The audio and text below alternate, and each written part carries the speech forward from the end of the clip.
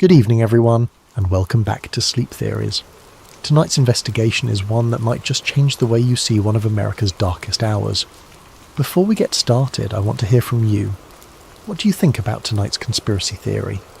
Do you believe there's truth hidden beneath the official story, or is it just another layer of speculation? And while you're here, tell me what other conspiracy theories you'd like me to investigate in the future. The stranger, the darker, the better. Drop your thoughts in the comments and let's keep building this community of truth seekers who aren't afraid to question everything. And if you haven't already, make sure to hit that subscribe button so you don't miss the stories they really don't want you to hear.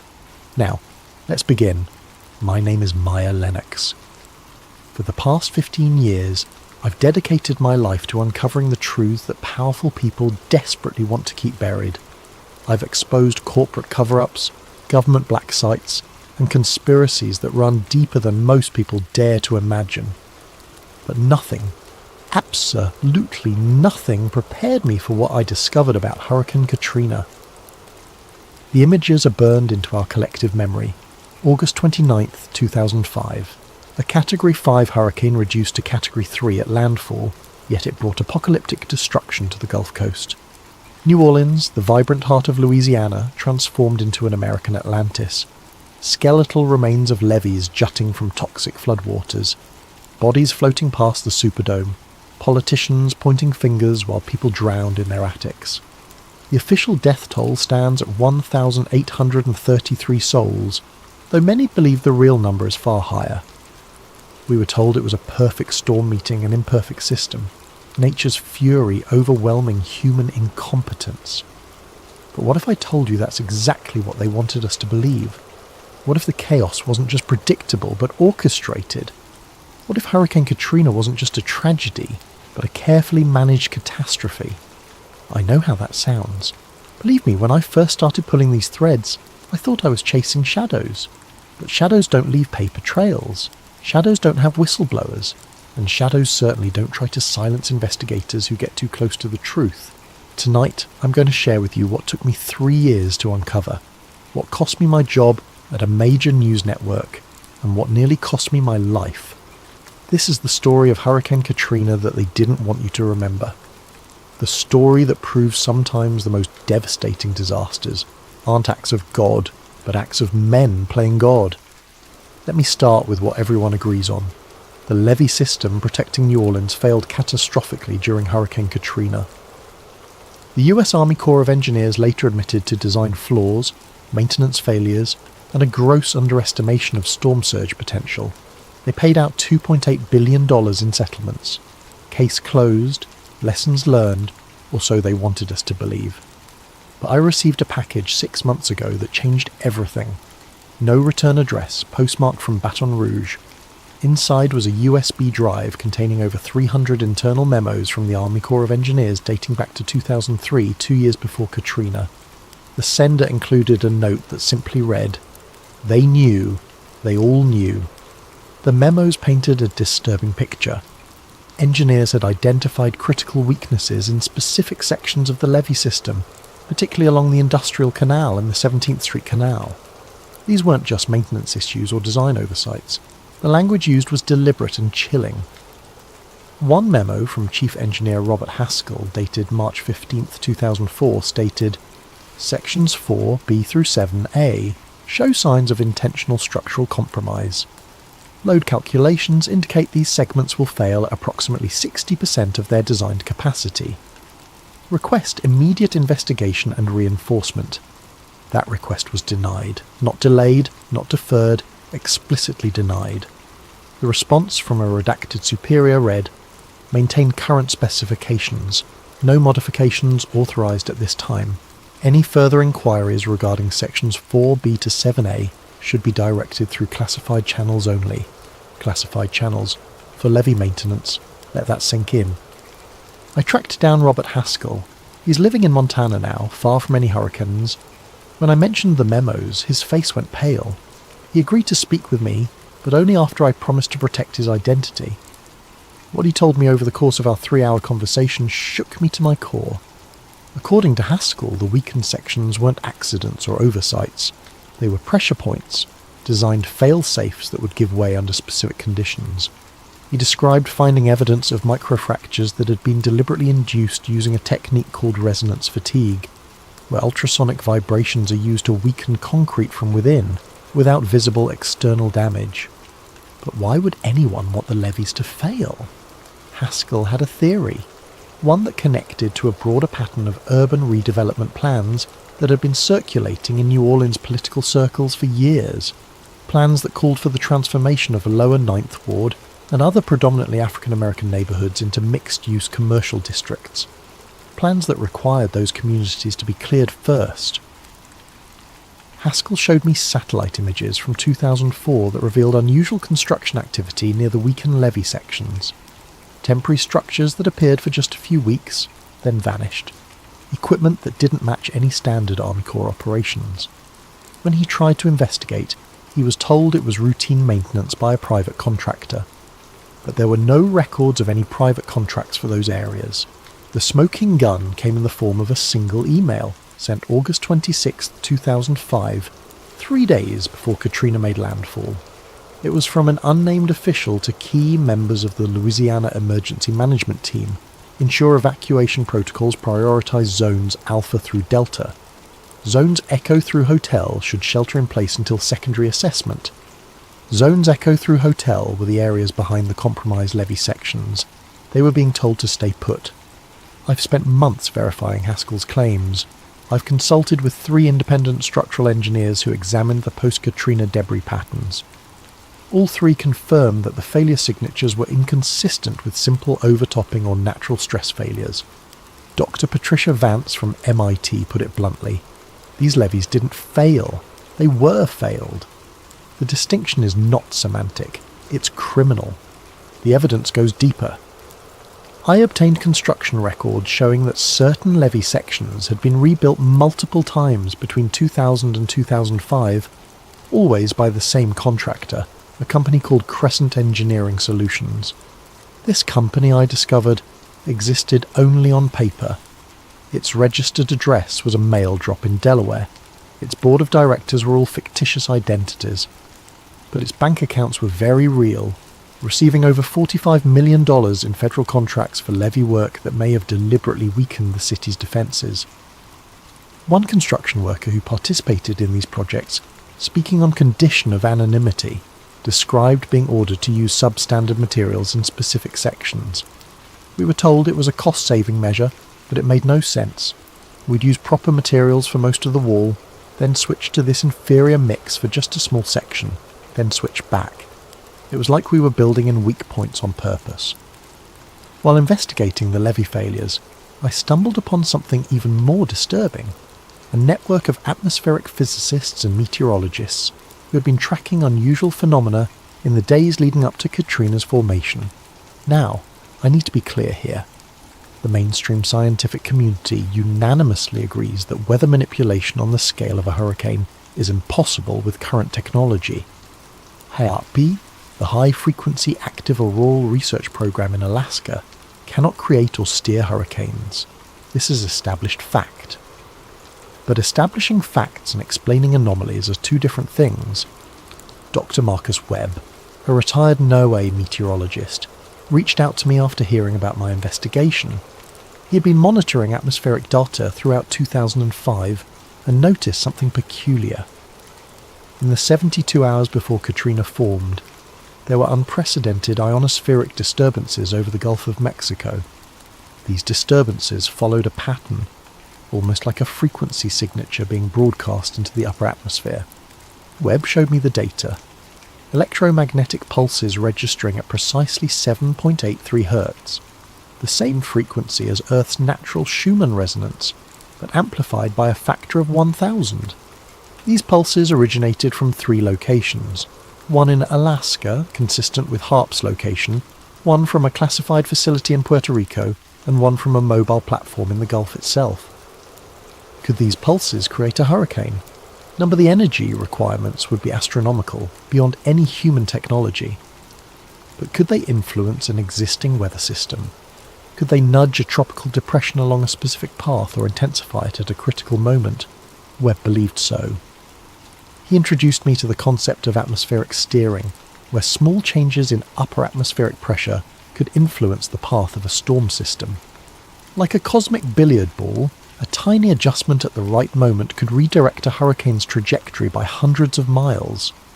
The difference between a storm that dissipates over open water and one that makes a direct hit on New Orleans. I obtained satellite imagery from August 23rd to 28th, 2005, through a Freedom of Information Act request. The images had been heavily redacted, with large sections blacked out. But what remained visible was telling. 3 distinct electromagnetic anomalies, appearing as bright spots on the infrared spectrum, maintaining a triangular formation around Katrina as it moved through the Gulf. Dr. Webb had colleagues who worked on classified projects. Through them, he learned about something called Project Stormfront, a theoretical weather modification program that supposedly ended in 1997. But budget allocation showed continued funding through black projects well into 2005. The official purpose: studying atmospheric phenomena for communications enhancement. The unofficial purpose, according to Webb's sources, weaponizing weather. I tracked down a former defence contractor who claimed to have worked on Stormfront. He agreed to meet me in a diner outside Tulsa, insisted I leave my phone in the car, and swept me for recording devices before speaking. What he told me was fragmentary but fascinating. According to him, Stormfront wasn't about creating weather, but about creating atmospheric conditions that would amplify natural weather events. Think of it like this: you can't create an avalanche with a whisper, but if the snow is ready to fall, the right frequency at the right moment can trigger a catastrophic slide. Katrina was the avalanche. Stormfront provided the whisper. He described testing conducted in the Pacific, where tropical storms were successfully intensified by 15 to 20% using targeted electromagnetic pulses. The goal wasn't to weaponize weather against foreign enemies, but to create plausible natural disasters that could facilitate domestic policy changes. Disaster capitalism on a scale previously unimaginable. Before our meeting ended, he gave me a single document, a classified briefing slide dated August 15th, 2005, 2 weeks before Katrina. The slide showed projected paths for the upcoming hurricane season. One path, highlighted in red, led directly to New Orleans. The notation beside it read, "Optimal outcome for urban renewal initiative. Estimated displacement, 400,000 plus. Projected redevelopment value, $75 billion. They weren't predicting Katrina. They were planning for it. The implications were staggering. If true, this meant that elements within our own government had the capability to influence hurricane paths and intensity, and had used this capability against American citizens. The technology itself wasn't the smoking gun, it was the intent, the deliberate targeting of New Orleans for destruction and redevelopment." I dug deeper into the atmospheric data. On August 25th, 2005, 4 days before Katrina made landfall, there was a massive electromagnetic pulse detected by amateur radio operators across the Gulf Coast. The pulse was so powerful it temporarily disrupted communications for several hours. The official explanation was solar flare activity, but solar monitoring stations showed no such activity that day. A former Navy communications specialist told me these pulses matched the signature of an experimental system called Tempest, designed to create localized atmospheric disturbances for military communications advantages. But Tempest had another potential application, creating pressure differentials that could steer weather systems. The specialist showed me declassified documents suggesting Tempest had been tested in conjunction with tropical storms as early as 2001. FEMA's response to Hurricane Katrina has been widely criticized as one of the greatest failures in the agency's history. Director Michael Brown resigned in disgrace. President Bush's infamous brownie, "You're doing a heck of a job," became a symbol of governmental incompetence. But what if the incompetence was intentional? What if the chaos was orchestrated? I obtained internal FEMA communications from the days immediately before and after Katrina's landfall through a source who still works within the agency. These communications reveal a pattern of decisions that defies simple incompetence. On August 27th, 2 days before landfall, FEMA's Emergency Operations Center received a briefing that predicted with stunning accuracy the levee failures, and subsequent flooding. The briefing, prepared by the National Hurricane Center and Army Corps of Engineers, specifically identified the neighbourhoods that would be most severely impacted. FEMA's response: they relocated emergency supplies away from those areas. Trucks loaded with water, food and medical supplies that had been pre-positioned in Baton Rouge were redirected to Houston on August 28th. The official reason: concerns about the supplies being damaged by the storm. But Houston was never in Katrina's path. When questioned about this decision, the order trail goes cold. The authorization came from someone identified only as Control 7, a designation that doesn't appear in any FEMA organizational chart. I spoke with Maria Rodriguez, a former FEMA logistics coordinator who was on duty during Katrina. She described a series of orders that made no operational sense. We had boats ready to deploy for water rescues. They were told to stand down for 72 hours after landfall. We had medical teams assembled in Mobile, less than 2 hours away. They were held back for 5 days. Every time we tried to expedite assistance, we were told to wait for proper authorization. The authorization structure itself had been changed just weeks before Katrina. A new protocol, implemented August 1st, 2005, required all disaster responses to be routed through a centralized command structure in Washington, rather than being handled by regional offices. This created a bottleneck that delayed every decision by hours or even days. But the most damning evidence comes from recorded phone calls from FEMA's emergency hotline. I obtained these through a whistleblower who was horrified by what she heard. Operators were given a script that deliberately downplayed the urgency of the situation. Callers reporting people trapped in attics were told that rescue teams were on the way, even when no teams had been dispatched. Requests for emergency supplies were logged but never forwarded to distribution centres. One call, which I've listened to dozens of times, haunts me. An elderly woman named Dorothy calls to report that her neighbourhood in the lower 9th Ward is flooding rapidly. The operator assures her that help is coming and tells her to move to her roof if necessary. The metadata on the call shows it was never forwarded to rescue coordination. Dorothy's address appears on the list of recovered bodies 3 weeks later. I tracked down James Powell, the call centre manager during Katrina. He's living under an assumed name now, paranoid and broken. He claims he was following orders from superiors who told him that managing public panic was more important than a immediate response. He showed me a memo, dated August 30th, that instructed operators to maintain calm above all else and to avoid creating additional burden on rescue services. Powell revealed something else. There was a parallel communication system operating during Katrina, one that bypassed normal FEMA channels. Select officials had access to satellite phones with encrypted channels. The regular emergency response system was being monitored and managed by this shadow network. They were watching the disaster unfold in real time and making decisions about who would receive help and who wouldn't. The pattern was clear. Wealthy neighbourhoods like the Garden District received rapid response.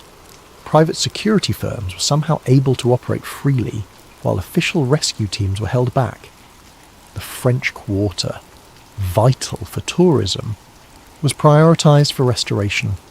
Meanwhile, the lower 9th Ward, Gentilly and New Orleans East were left to drown. This wasn't incompetence. This was triage based on economic value rather than human need. And the evidence suggests it was decided before Katrina ever made landfall. I discovered something even more disturbing in the FEMA archives. There were pre-positioned media statements, dated August 25th, describing the hurricane damage and response efforts. These weren't templates or drafts. They were complete statements describing specific damage that hadn't occurred yet. One statement mentioned the breach of the 17th Street Canal levee, naming the exact location where it would fail 4 days later. The racial dynamics of Hurricane Katrina's impact cannot be ignored. African Americans made up 67% of New Orleans' population, but accounted for 75% of the deaths and 80% of the displaced who never returned. These statistics are not disputed. What's disputed is whether this disparity was a tragic consequence of historical inequality or something more deliberate. Reverend Marcus Williams has been a community leader in the lower 9th Ward for 40 years. When I met him in his rebuilt church, he showed me a map he's kept since 2005. It shows, in stark detail, the correlation between flood damage and racial demographics. The overlap is near perfect. But what caught my attention was something else he'd marked: the location of pumping stations. New Orleans depends on pumping stations to remove water from the below sea level bowl of the city. These stations are supposed to operate automatically during flooding. But Reverend Williams had testimony from multiple witnesses who saw city workers manually shutting down pumps in predominantly black neighbourhoods on August 29th and 30th. I saw them with my own eyes, witness Clarence Washington told me. City truck pulls up to pumping station 19, man gets out with official credentials, goes inside. 5 minutes later, the pumps stop. Water starts rising fast after that, real fast. I verified that pumping station 19 did indeed stop functioning at 2:47 p.m. on August 29th, despite having backup power and showing no mechanical damage in post-storm assessments. The official report lists the cause as operational error. 7 other pumping stations in predominantly African American neighbourhoods suffered similar operational errors within a 6-hour window. Meanwhile, pumping stations in wealthy, predominantly white neighbourhoods continued functioning throughout the disaster. When some of these stations were threatened with overflow, portable pumps were brought in. I found purchase orders for these portable units dated August 25th, 4 days before the storm, specifically designated for Districts 1 and 2, the wealthiest and whitest parts of the city. Dr. Janet Foster, a sociologist at Tulane University, has studied the demographics of Katrina's impact for over a decade. She shared with me data that goes beyond simple flooding patterns. Building inspectors condemned homes in black neighbourhoods at 3 times the rate of similar damage in white neighbourhoods. Insurance claims were denied at twice the rate. FEMA assistance was approved at half the rate. But Dr. Foster's most shocking revelation concerned the evacuation itself. The city's emergency evacuation plan, she discovered, had been revised in January 2005. The revision included detailed provisions for evacuating tourists and convention attendees, but removed specific provisions for evacuating residents without personal transportation, predominantly poor and black residents. She showed me internal emails from city planning officials discussing the revision. One particularly candid exchange from Deputy Mayor William Hayes stated, "We need to prioritise economic recovery assets. The tourism infrastructure must be protected and restored first. Secondary populations can be addressed in Phase 2. Secondary populations. That's how they refer to lifelong residents of New Orleans whose families had been there for generations. I discovered something even more disturbing in property records. In the 3 months before Katrina, there was an unusual pattern of property acquisitions in areas that would later flood. Shell companies, many traced back to major development firms, quietly purchased flood insurance policies on properties they didn't own, a practice called force-placed insurance that's technically legal but ethically questionable. These companies stood to profit from the destruction of neighbourhoods they had no stake in preserving. After Katrina, these same companies moved aggressively to purchase damaged properties at a fraction of their pre-storm value. Many residents, displaced and unable to return, had no choice but to sell. The lower 9th Ward, once 98% black-owned, is now less than 60% black-owned. Gently shows similar patterns. This wasn't just gentrification. This was forced displacement through engineered disaster. Congressman Elijah Thompson, who represented New Orleans East during Katrina, agreed to speak with me off the record. He described meetings in the months before Katrina, where certain city and state officials spoke openly about the opportunity to reshape New Orleans' demographics. They called it urban renewal, but what they meant was urban removal. They saw the hurricane as a chance to do in days what would have taken decades through normal development. Thompson provided me with minutes from a closed-door meeting of the Bring New Orleans Back Commission, formed immediately after Katrina. The Commission's initial maps showed large sections of predominantly black neighbourhoods converted to green space, essentially erasing entire communities from the rebuilding plans. When these maps were leaked and public outcry ensued, they were officially withdrawn. But Thompson claims the real plans never changed, just became less visible. The pattern is undeniable. Whether through active malice or criminal neglect, Hurricane Katrina's impact was shaped by racial factors that go beyond simple geography or economics. The storm may have been natural, but the suffering was deliberately concentrated in communities that certain powerful interests wanted gone. Every disaster generates paperwork, damage assessments, casualty reports, emergency responses, insurance claims. The bureaucratic machinery creates a paper trail that historians and investigators rely on to understand what happened. But with Hurricane Katrina, that trail has mysterious gaps. Through Freedom of Information Act requests, I've spent 2 years trying to obtain specific documents related to Katrina. What I've discovered is a pattern of missing, destroyed, or classified records that defies explanation. The National Archives should contain complete records of all federal agency actions during Katrina, but when I requested specific documents, referenced in other reports as existing, I was told they could not be located. Not classified, not restricted, simply gone. A computer forensics expert named David Chen helped me investigate these gaps. Chen, who previously worked for the NSA, has tools and techniques that can trace digital footprints even when files have been deleted. What he found was extraordinary. In October 2005, just 6 weeks after Katrina, there was a massive purge of data from multiple government servers. Over 100,000 files related to Katrina were deleted or transferred to classified servers in a coordinated action that occurred over a single weekend. The deletion patterns showed sophisticated scrubbing techniques designed to remove not just files but any record that they ever existed. But Chen found something the scrubbers missed: cache files on backup servers that referenced the deleted documents. While we couldn't recover the documents themselves, we could see their titles and metadata. The list was revealing: Levee Compromise Assessment Report, Preliminary Storm Enhancement Analysis, Demographic Impact Projections, Property Acquisition Strategy, Population Displacement Models. These weren't standard disaster response documents. These were planning documents, some dated months before Katrina. I tracked down Sarah Mitchell, a former EPA employee who was part of the post-Katrina environmental assessment team. She described arriving at the EPA's New Orleans field office to find filing cabinets empty and computers wiped. Her supervisor told her that the documents had been transferred to a secure facility for preservation, but when she followed up, she was told no such transfer occurred. Mitchell had kept personal copies of some reports on her laptop, violations of protocol that she's grateful for now.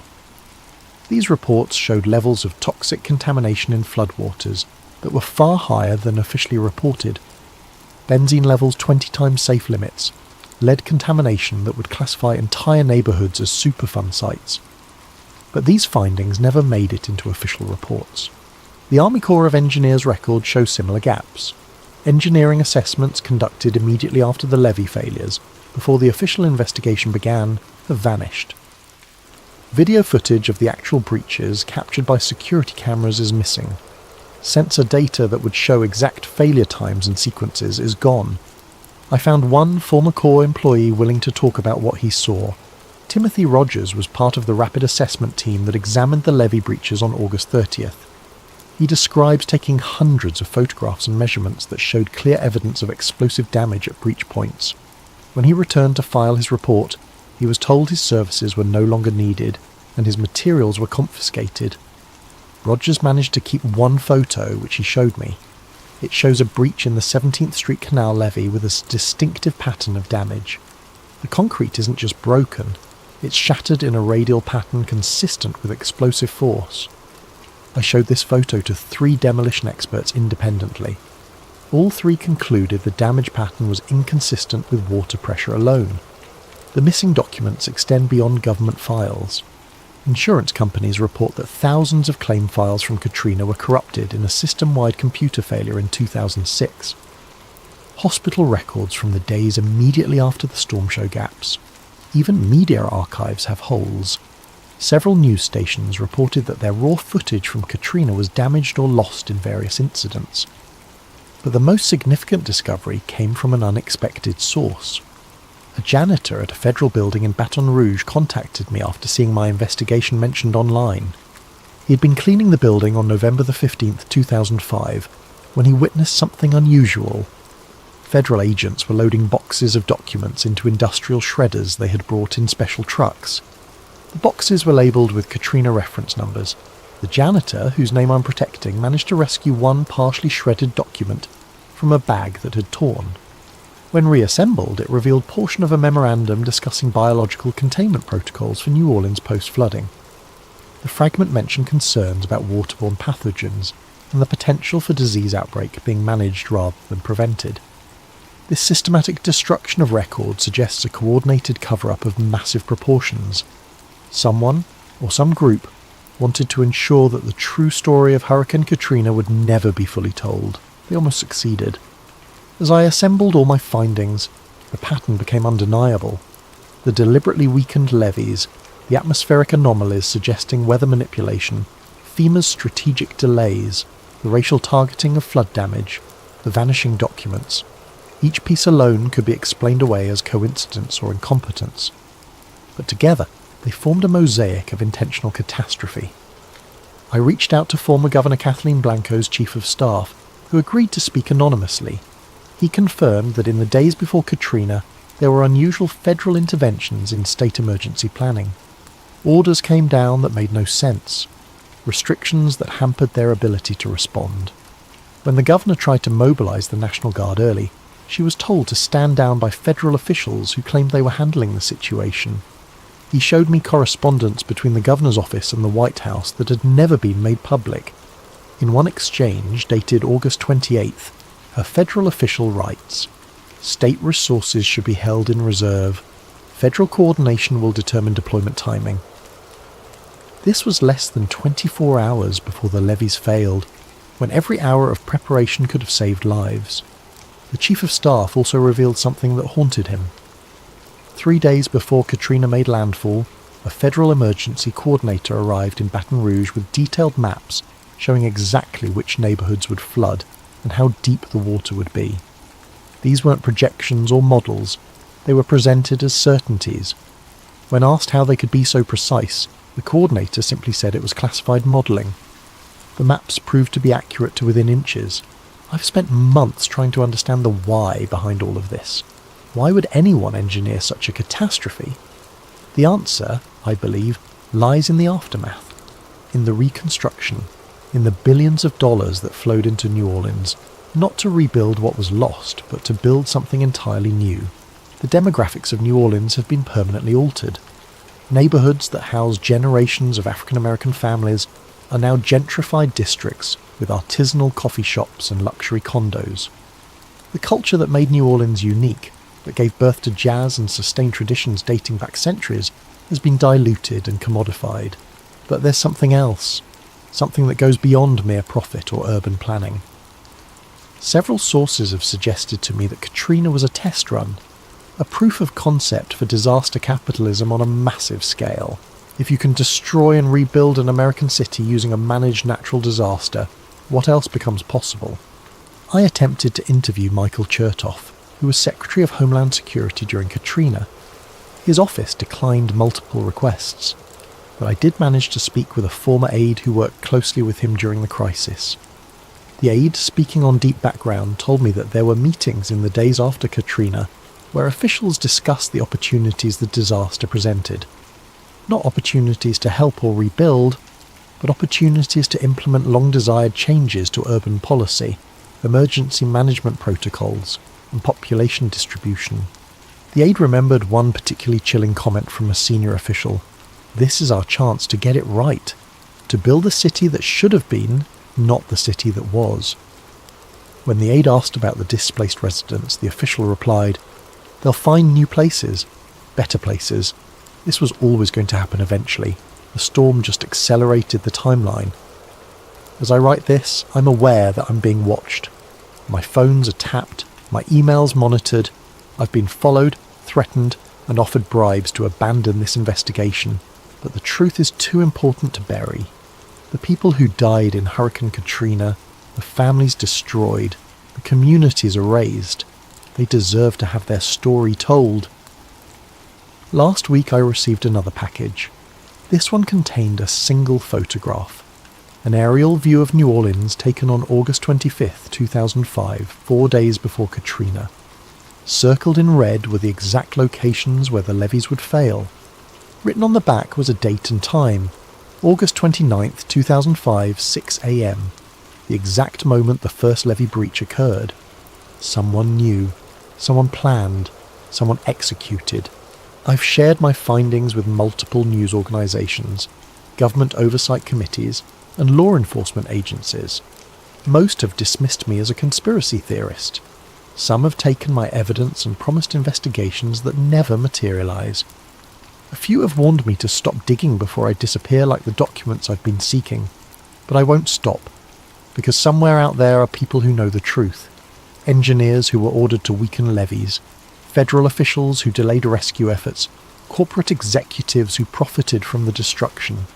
They're counting on our short memories, our willingness to accept official narratives, our exhaustion with tragedy. They're wrong. Epilogue. The eye of the storm. It's been 3 months since I completed my investigation. 3 months of looking over my shoulder, of encrypted communications and safe houses. 3 months of fighting to get this story out while powerful forces worked to suppress it. Last night, something happened that convinced me my time is running out. I was conducting a video interview about my findings when my equipment suddenly died. Not just turned off, completely fried, as if hit by an electromagnetic pulse. When I managed to get a backup camera running, there was a message on my computer screen. Some truths are more dangerous revealed than concealed. Stop now, or join the statistics. I won't stop. But I am taking precautions. I've distributed copies of all my evidence to trusted sources around the world. If something happens to me, if I become another casualty of this covered-up catastrophe, the truth will still emerge. As I record this final segment from a location I won't disclose, I want to leave you with this thought. Hurricane Katrina killed over 1,800 people. But the conspiracy around it, the deliberate failures and managed catastrophe killed something else. Our ability to trust that our government works to protect us, rather than profit from our destruction. Maybe Katrina was exactly what they told us, a natural disaster that overwhelmed an unprepared system. Maybe all these connections I've found are just patterns in chaos, meaning imposed on randomness by a mind desperate to make sense of senseless tragedy. Or maybe, just maybe, the storm wasn't the only thing that flooded New Orleans that day. Maybe it was also flooded with lies, with greed, with a callous disregard for human life that saw opportunity in catastrophe. Watch the skies, question the official story, document everything, and never, ever forget that sometimes the greatest threats to our safety come not from nature's fury, but from those who claim to protect us from it. The truth about Hurricane Katrina isn't just about what happened in 2005, it's about what could happen again, what might be happening right now in ways we don't yet recognise. Because if they could engineer Katrina, if they could sacrifice an entire city for profit and power, what else are they capable of? I leave you with the words of a survivor I interviewed, an elderly woman named Rose who lost everything in the lower 9th Ward but never lost her spirit. They can take our homes, they can take our neighbourhoods, they can even take our lives, but they can't take the truth. The truth always finds a way to surface, just like we did from those waters. The waters have receded, the city has been rebuilt, but the truth is still rising. And when it finally breaks through, like those levees were designed to break, I hope we're ready for the flood of revelations that will follow. This is Maya Lennox signing off from an undisclosed location, still searching for the truth, still fighting for justice, still remembering what they want us to forget. Hurricane Katrina wasn't just a storm, it was a warning, a demonstration, a sacrifice. The question isn't whether it was planned. The question is, what are they planning next? Stay vigilant, stay skeptical, stay alive. The storm may have passed, but the conspiracy continues, and until we expose it, until we hold those responsible accountable, none of us are safe from the next managed catastrophe. Remember Katrina. Remember the victims. Remember the truth. Because forgetting is exactly what they're counting on. Thank you for listening to this investigation on sleep theories. I hope this story has opened your eyes to the dark possibilities that lurk behind official narratives. Remember to question everything, trust cautiously, and never stop seeking the truth. If you found this compelling, Please subscribe to Sleep Theories for more investigations into the conspiracies they don't want you to know about. Sweet dreams, truth seekers, and remember, sometimes the most terrifying nightmares are the ones that actually happened.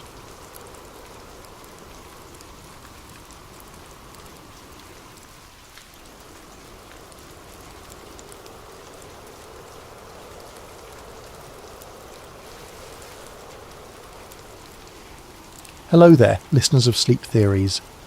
Before we dive into tonight's story, I want to connect with you wherever you are in this vast world. How has your day been treating you? Wherever you are, whatever time it is, you're part of this community that seeks the mysteries hidden just beneath the surface of our everyday world. Maybe you're a night shift worker in Detroit, listening through earbuds as you patrol empty hallways. Perhaps you're a college student in Sydney, staying up too late when you should be studying. Or you could be someone like me, someone who discovered that reality has layers most people never see, never want to see. If this is your first time here, welcome to the rabbit hole. If you're a returning listener, thank you for coming back to explore these dark corners with us. Either way, please consider subscribing to Sleep Theories.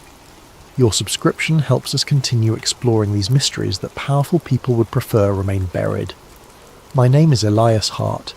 I'm 37 years old, and I was an investigative writer for the Boston Globe before everything changed. I say was because I'm not sure what I am now, or even if I'm still alive in the way you understand it. I'm not even sure if Elias Hart was ever really my name, or just another identity in a chain of identities stretching back through time. But I need to tell you this story before they find me again, before they make me disappear the way they made Thomas disappear in 1925. Before they erase my memories and reset the cycle one more time. You see, it started with a dream that wasn't a dream. A memory that wasn't mine. Or at least, it shouldn't have been mine. For 3 months, I would wake up every morning at exactly 4:17 a.m., drenched in sweat that smelled like salt water, my heart pounding like I'd been running for my life. But in the dream, I wasn't running. I was standing perfectly still on a weathered wooden dock, salt air burning my lungs like acid, holding a silver pocket watch in my trembling hands. The weight of it felt so real I could still feel the cool metal against my palm when I woke up, could still hear the steady tick, tick, tick that seemed to count down to something terrible. The watch was beautiful and ancient, engraved with intricate scrollwork around the edges, and an inscription on the back that I could read as clearly as if I were holding it in my waking hands. To my darling Thomas, may time stand still for us. All my love, SM. The hands were stopped at 11:47, frozen at a moment that felt more significant than any moment in my real life. There was always a woman in the dream. She wore a yellow dress that moved like liquid sunlight in the ocean breeze, and she was walking away from me down that endless dock. The dress was perfectly period appropriate for the 1920s, with a dropped waist and delicate beadwork that caught the light as she moved. Her shoulders shook with sobs I couldn't hear over the crash of waves against the pilings below, but I could feel her anguish like a physical weight in my chest. Every time I tried to call out to her, tried to run after her, my voice would catch in my throat like I was drowning. My legs would feel like they were made of lead, rooted to the weathered planks beneath my feet. I could only watch as she grew smaller and smaller, until she was just a speck of yellow at the far end of the dock, and then nothing at all. The grief I felt watching her leave was unlike anything I'd ever experienced in my waking life. It was the kind of devastating loss that carves out your insides and leaves you hollow, the kind that makes you understand why people say heartbreak is a physical pain. It felt like watching every good thing in the world walk away forever, like losing not just one person, but losing yourself, your purpose, your reason for existing. But here's the thing that haunted me most. I had never seen this woman before in my life. I had never owned a silver pocket watch. I had never been to any dock that looked like the one in my dreams. I'd grown up in suburban Chicago, spent my entire adult life in Boston. The closest I'd ever come to a dock was the tourist harbour, where I'd taken a whale watching tour on a first date. It wasn't just a dream, it was a memory, but it wasn't mine. At least it shouldn't have been mine. The dreams became more frequent, more vivid. Soon I was having them every night, sometimes multiple times per night. I would wake up, lie awake for hours trying to shake the feeling of loss, then fall back asleep, only to find myself on that dock again, watching that woman walk away again. I started keeping a notebook by my bed, writing down every detail I could remember before they faded. The dock had 43 planks from the shore to the end. I counted them every time. Some were missing, creating gaps that showed the dark water below. The brass cleats for tying up boats were green with corrosion, and there were exactly 7 of them spaced along the left side.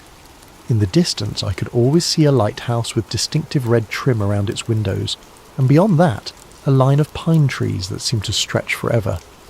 I could describe the woman's yellow dress in obsessive detail.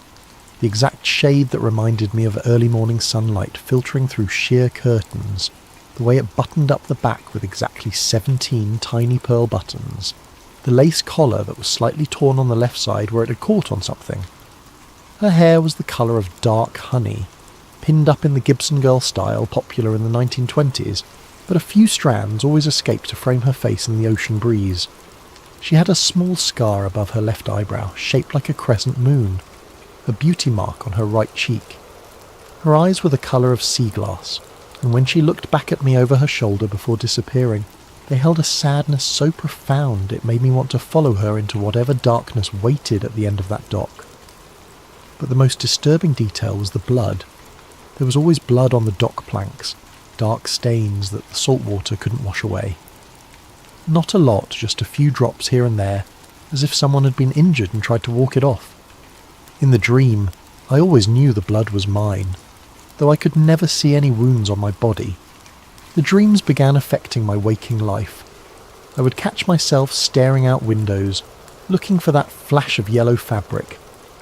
I would hear the sound of waves when I was in the middle of the city, blocks from any water. The smell of salt air would hit me on perfectly calm days, so strong it would make my eyes water. My editor at the Globe started noticing my distraction. Articles would be turned in late, interviews would be rescheduled because I'd oversleep after another night of those dreams. My girlfriend Sarah started asking questions I couldn't answer. How do you explain to someone that you're falling in love with a woman from a dream, mourning a loss that never happened to you? The relationship ended on a Tuesday morning when Sarah found my notebook full of sketches and descriptions of the woman in yellow. She thought I was having an affair, and in a way, maybe I was. How do you compete with a ghost from someone else's memory? But the breaking point came 3 weeks later, when I was walking past an antique shop in the North End, and saw something in the window that made my blood turn to ice. It was a silver pocket watch, identical to the one from my dreams, same scroll work around the edges, same size and weight that I somehow knew without touching it. I stood there for 20 minutes, staring at it through the glass, while people walked around me like I was a statue. The shop owner, an elderly man with kind eyes, eventually came outside to see what had caught my attention. "That's a beautiful piece," he said. 1920s Swiss-made, founded in an estate sale up in Maine. The inscription is what makes it special. He brought the watch outside and opened it for me to see the back. There, in elegant script, were the words I had read 100 times in my dreams. "To my darling Thomas, may time stand still for us. All my love, M." I bought the watch without negotiating the price. The moment it was in my hands, I felt a jolt of recognition so strong it made me dizzy. This wasn't just similar to the watch from my dreams. This was the same watch. Somehow, impossibly, I was holding a piece of my dreams in the real world. That night the dream changed. Instead of just watching the woman walk away, I could hear her voice for the first time. "Thomas," she was calling. "Thomas, you have to remember. You have to finish what you started." I woke up with her voice still echoing in my ears and the absolute certainty that my name was not Elias Hart. My name was Thomas Ellery, and I had died in 1925 with unfinished business that was still calling me back from whatever lies beyond death. 3 months after I bought the pocket watch, I was researching a completely different story about government surveillance programs when I stumbled across something that changed everything. I had been investigating a whistleblower's claims about domestic spying operations, following a paper trail through decades of declassified documents, when I found a file that should never have been released to the public. It was buried so deep in the digital archives that I'm convinced I was never supposed to find it. The file was labelled Project Echo, Final Termination Report, classified above top secret. The stamp across the cover read, Eyes Only, Authorised Personnel Only, Violation Punishable by Death. Most of it was heavily redacted, black bars covering entire paragraphs like scars across the pages.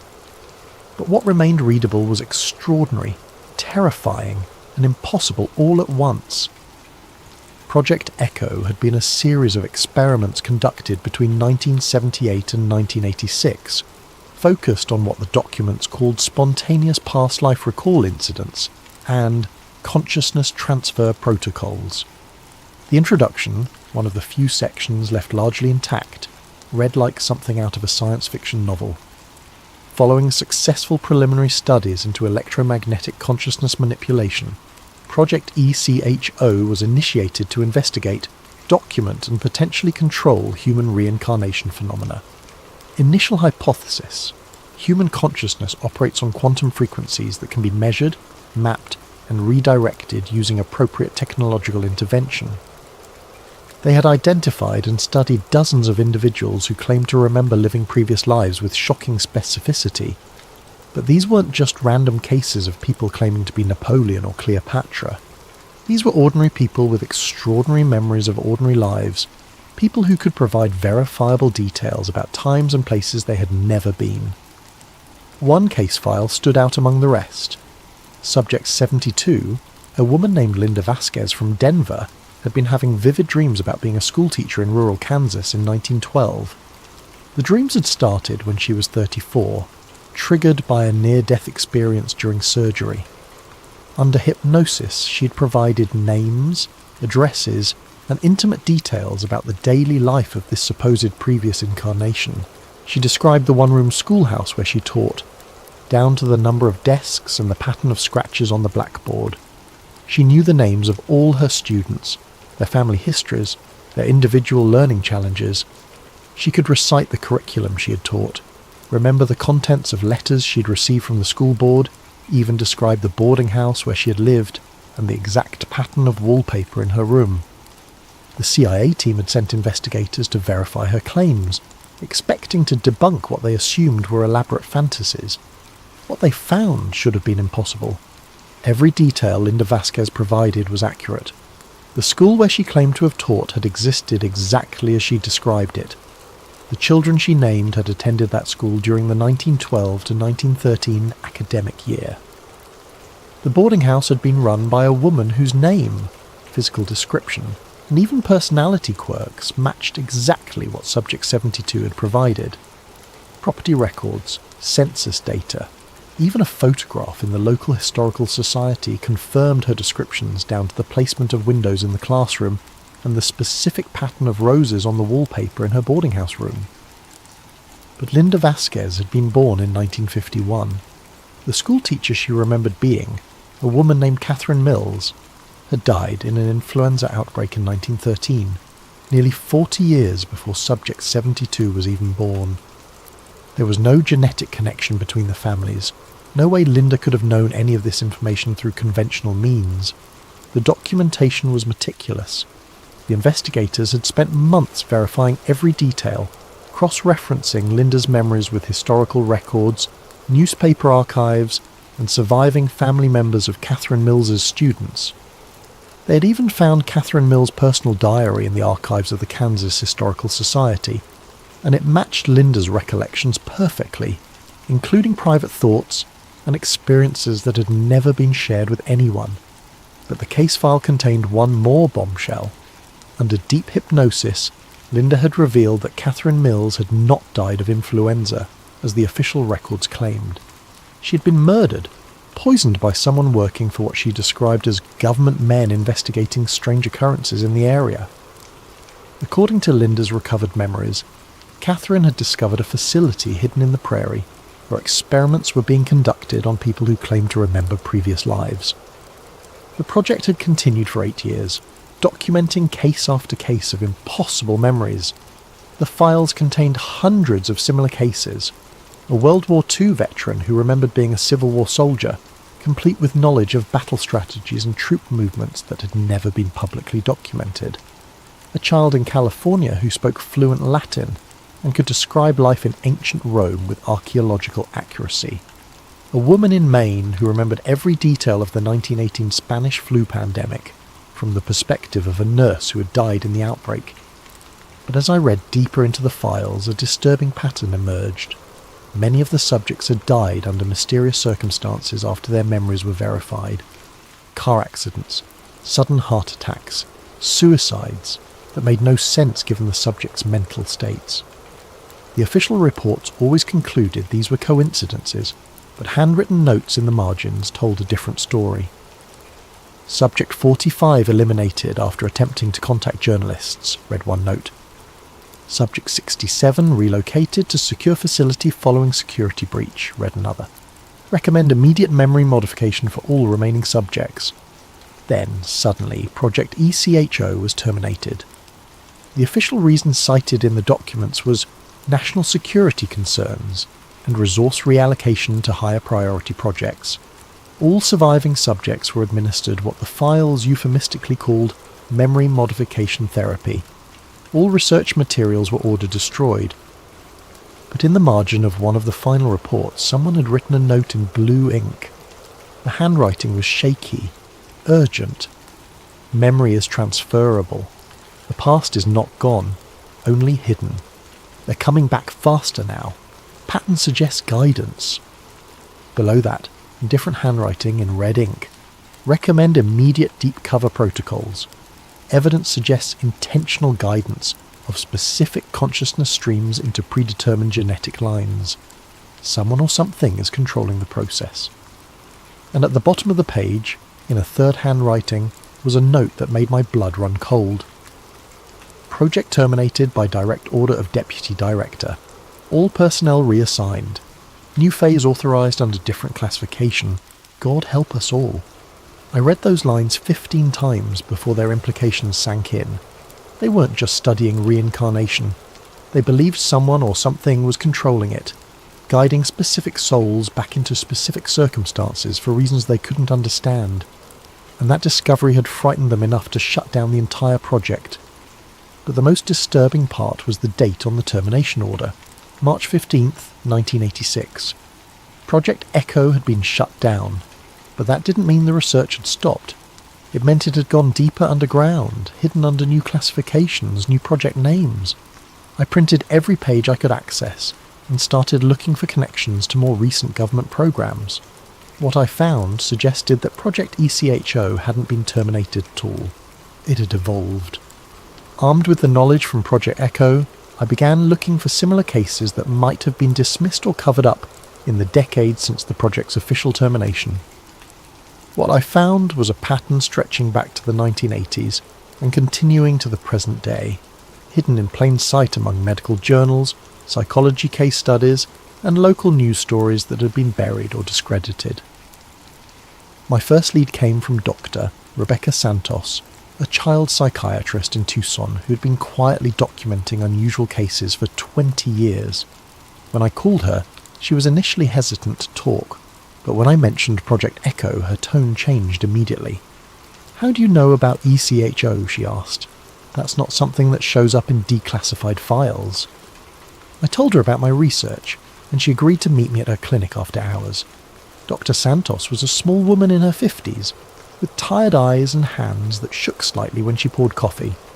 She had been documenting cases like Marcus Chen's for 2 decades, she told me, and she had been visited by government officials on multiple occasions who had made it clear that publishing her findings would be inadvisable. "They don't threaten you directly," she explained. "They just mention how easy it would be to lose your medical license, how unfortunate it would be if your research funding disappeared, how sad it would be if something happened to your family.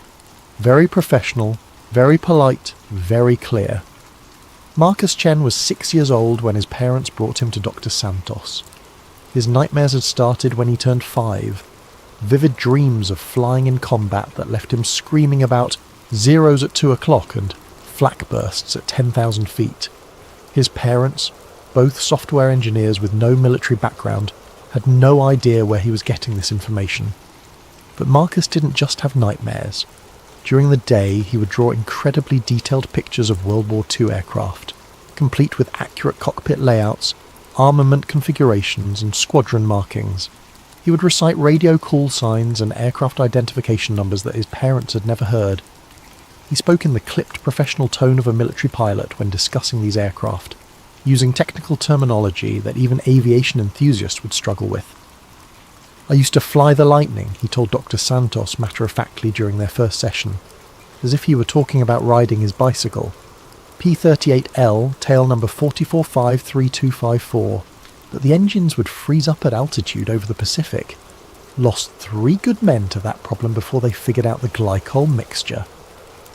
Dr. Santos had spent hours researching Marcus's claims. The P-38 Lightning had indeed suffered from engine problems in cold weather during Pacific theatre operations.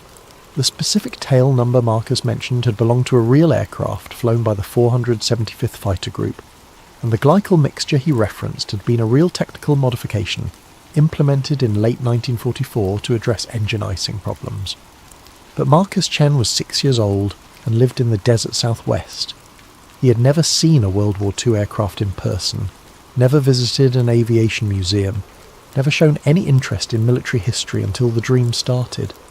When Dr. Santos showed Marcus historical photographs of various aircraft, he identified them instantly. Not just the famous ones like the P-51 Mustang, but obscure variants and prototype models that even aviation experts would struggle to recognise. He knew which airfields they had operated from, what their tactical limitations were, and he could draw detailed diagrams of their cockpit layouts from memory. The worst part, Dr. Santos told me, was when I showed him a picture of a pilot from the 475th Fighter Group. The photograph was from a squadron reunion in 1995, 50 years after the war ended. Marcus looked at it for a long moment, then pointed to one of the elderly men in the front row. "That's Charlie Morrison," Marcus had said. "He was my wingman. We flew together over Luzon." Then he'd started crying, deep, heartbroken sobs that no 6-year-old should be capable of. "He made it home. I'm glad he made it home." Dr. Santos had tracked down the man in the photograph. Charles Morrison, aged 89, living in a retirement home in Phoenix. When she called him and described Marcus's claims, there was a long silence on the other end of the line. "Tommy?" Charlie Morrison had whispered. "Tommy Kellerman?" But that's impossible. Tommy died over Luzon in February 1945, shot down by Zeros while protecting a bomber formation. I saw him go down. Marcus Chen had never heard the name Tommy Kellerman, but when Dr. Santos mentioned it to him, he nodded as if she had just confirmed something he already knew. "That was my name then," he said simply, "before I was Marcus." Similar cases filled Dr. Santos's files. Sarah Kowalski, the 8-year-old in Idaho who remembered being a nurse during the 1918 Spanish flu pandemic. She could describe the exact progression of symptoms, the way the disease would cause victims to develop a distinctive blue-black discoloration around their mouths and fingernails called heliotrope cyanosis. She knew that many patients died not from the disease itself, but from secondary pneumonia infections caused by bacterial superinfection. Sarah could describe the interior layout of hospitals that had been demolished decades before she was born. She knew the names of medications that hadn't been used since the 1920s. She could even sing songs that the nurses had used to keep their spirits up during the worst days of the pandemic, melodies her mother had never heard, but that I later identified in archives of period sheet music. "We had to keep singing," Sarah told Dr. Santos during one session. "If we stopped singing, we would start crying, and if we started crying, we would never stop. So many people died. So many children." But the most disturbing case in Dr. Santos's files was a boy named David Reeves from Portland, Oregon. David had started having memories when he was 4 years old, but these weren't memories of a previous life. They were memories of the time between lives. David described floating in a grey place that wasn't quite darkness and wasn't quite light, where time moved differently, and thoughts became visible things that drifted around like smoke. He talked about the Watchers, beings that looked human but felt wrong, who would come and examine people in this grey place. "They choose who goes back," David told Dr. Santos. "They look inside your head and see all the things you knew before, and if they like what they see, they send you back to learn more things. But you have to forget first. You have to drink the forgetting water. According to David, some people refused to drink the forgetting water and were sent back anyway, forced into new bodies while retaining their memories. Those are the ones like me, he explained, the ones who remember things we're not supposed to remember. David claimed that the Watchers were particularly interested in people who had died while working on important projects, people who had possessed valuable skills or knowledge. They keep sending the same people back over and over to work on the same things, but now the Watchers are getting impatient. They're not letting people forget as much as they used to. When Dr. Santos asked David what the Watchers wanted, his answer was chilling. They want to make sure the right people are in the right places when something big happens. They're getting ready for something, and they need all the smart people from before to help them. I spent 3 days going through Dr. Santos's files, documenting case after case of children with impossible memories. But the most disturbing part wasn't the historical accuracy of their recollections. It was what happened when Dr. Santos tried to study them more systematically. I started noticing patterns in 2018, she told me. The children weren't random. They all came from families with specific characteristics. Above average intelligence, parents in technical or scientific fields, geographic locations near major research facilities or military installations. It was as if someone was selecting the families, guiding these reincarnated souls into predetermined circumstances. She'd begun documenting these patterns, preparing a research paper that would have revolutionized our understanding of consciousness and reincarnation. But before she could publish, she received visitors. 3 men in dark suits, she said. They showed me credentials I couldn't verify, from agencies I'd never heard of. They were very polite, very professional. They explained that my research touched on matters of national security, that publishing would be considered an act of treason. They had offered her a choice: cease her research and never speak about it publicly, or face prosecution under the Espionage Act. They had also made it clear that the children in her care could be taken into protective custody for their own safety if she failed to cooperate. They knew details about my cases that weren't in any files, Dr. Santos told me. They knew what the children had said in private sessions, knew about memories the children had shared only with their parents. They had been watching, listening, documenting everything. After the visit, several families had moved away without explanation. Phone numbers were disconnected. Email addresses bounced back. The children simply disappeared from her practice, as if they had never existed. But here's what really terrifies me, Dr. Santos said as our meeting concluded. The patterns I was documenting, they're accelerating. More children are remembering more details, and their memories are becoming more recent. It's as if the barrier between lives is breaking down, as if whatever system was controlling reincarnation is malfunctioning. She leaned forward, her voice dropping to a whisper, or as if someone is deliberately weakening that barrier, preparing for something that requires all these old souls to remember who they used to be. As I left her clinic that night, I noticed a black sedan parked across the street with its engine running. When I looked back after walking a block, it was gone, but I had the distinct feeling that our conversation had been monitored, that my visit to Dr. Santos had been noted by the same people who had silenced her research. The children she had described weren't just random cases of past life recall.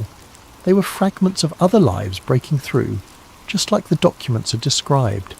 And someone had been tracking them all along, cataloguing their memories, ensuring their silence. But why? What was so important about these reincarnated souls that it required decades of surveillance and cover-ups? And what was the something big that David Reeves claimed they were preparing for? I was beginning to understand that my own dreams of Thomas Ellery weren't an isolated phenomenon. They were part of a larger pattern, a systematic program of consciousness manipulation that had been running for nearly a century.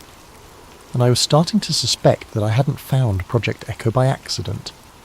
I had been guided to it, led to discover the truth by the same forces that had brought Thomas Ellery's memories into my mind. The question was, did they want me to know the truth, or were they simply using me to serve a purpose I couldn't yet understand? As I dove deeper into the research, my own dreams intensified beyond anything I could have imagined. The woman in yellow became more vivid, more present, more desperate, but she was no longer confined to my sleeping hours. It started with peripheral glimpses, just a flash of yellow fabric in a store window as I walked past, or a figure in my peripheral vision that would vanish when I turned to look directly. I began to think I was losing my mind, that the stress of my investigation was causing hallucinations, but gradually the sightings became more distinct, more undeniable, more interactive. She would be standing behind me when I looked in the bathroom mirror at night, her face pale and sad, her lips moving as if she were trying to tell me something I couldn't hear. Her image was translucent but clear, like a double exposure on an old photograph. When I would spin around to look for her directly, she wouldn't be there. But when I looked back at the mirror, she would still be there, reaching toward me with desperate longing. In the window of a coffee shop near my apartment, she would appear sitting at a table that wasn't there, her hands folded in her lap, her eyes fixed on mine with an expression that mixed love and urgency and something that looked like warning. Other customers would walk past the window without seeing her, their reflections passing right through her image as if she existed in a different dimension entirely. The most unsettling encounters happened in my car. I would glance in the rearview mirror and see her sitting in the back seat, leaning forward as if trying to get my attention. Her mouth would move urgently, and I would catch fragments of words that seemed to come from the radio static. Remember, the files, they're watching, not safe. But the encounter that nearly caused me to crash my car happened on a rainy Thursday evening, as I was driving home from the Boston Public Library. I had spent the day researching maritime records from the 1920s, looking for any information about Thomas Ellery and Millbrook Harbour. The windshield wipers were creating a hypnotic rhythm, and I was tired from hours of squinting at microfilm when I saw her clearly for the first time in reflected light. She was standing in the middle of the street directly in front of my car, her yellow dress soaked by rain that didn't seem to be falling on her. This time, I could hear her voice clearly, cutting through the sound of rain and traffic and my own panicked breathing. "Thomas," she said, and her voice was exactly as I remembered it from the dreams. "Thomas, you have to stop. They know you're looking. They're coming for you like they came for us before." I slammed on the brakes, my car skidding to a stop in the middle of the intersection. Other drivers honked angrily as they swerved around me, but I barely heard them. Margaret was walking toward my car, her expression desperate, her hand outstretched. "The files you found, they're not the beginning," she said, and now I could see that there were tears on her cheeks. "They've been doing this for so much longer than you know. The children, the families, all of it is connected to something bigger, something that started long before Project Echo." She pressed her hand against my windshield, and for a moment I could swear I felt the cold touch of her palm against my forehead. "They killed us to stop us from exposing them in 1925. But death isn't the end for people like us, Thomas. Love doesn't die. Purpose doesn't die. They can kill our bodies, but they can't kill what we are." "Margaret," I whispered, and the sound of my own voice saying her name felt like coming home after a century of wandering. "What happened to us? What did we discover?" But she was already beginning to fade, her image becoming more transparent as car horns blared around me. "Find the lighthouse," she said, her voice growing distant. "Find what we hid beneath our names. But be careful, my love. They have ways of watching now that we never imagined. They can reach into dreams, into memories, into the space between lives." She was gone, leaving me sitting in the middle of a busy intersection with tears streaming down my face and the absolute certainty that I'd just spoken to the woman I'd loved and lost nearly a century ago. I started keeping a more detailed journal, writing down every detail I could remember from the dreams and the sightings. The silver pocket watch had been a gift from Margaret on Thomas's birthday in 1924. The inscription was written in her careful script, and she had saved for 3 months to afford it from a jewellery shop in Portland. The dock where they met had been their special place, where Thomas would wait for her after his duties as harbour master were finished for the day. I could remember conversations we had never had, shared experiences that had never happened to Elias Hart. I remembered the way Margaret laughed, the musical sound that started low and built to something joyous and infectious. I remembered the way she would bite her lower lip when she was thinking, the way she would trace patterns on my hand with her finger when we sat together watching the sunset.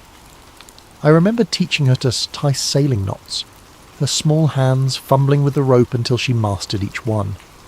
I remembered the night she told me she loved me, standing on that same dock under a full moon, her face glowing with happiness and moonlight. I remembered planning our future together, the house we would build overlooking the harbour, the children we would raise, the life that was stolen from us.